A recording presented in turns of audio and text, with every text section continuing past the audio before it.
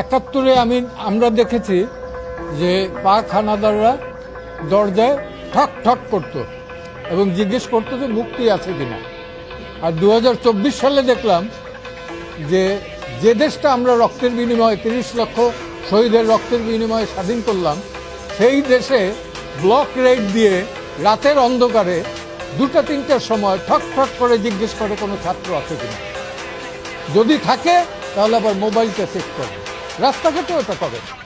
কোন আইনের বলে করে, কোন অধিকার বলে করে? মোবাইল চেক করার রাইট তো কারো নাই। It is absolutely personal affair. আজকে বাংলাদেশে এই আইটি ইনফরমেশন টেকনোলজির যুগে আমার মোবাইল চেক করবে যে কেউ, আমার ডায়েরি চেক করবে যে কেউ, আমার প্যান্ট চেক করবে যে কেউ, এই অধিকার তো কাউকে দেওয়া হয়।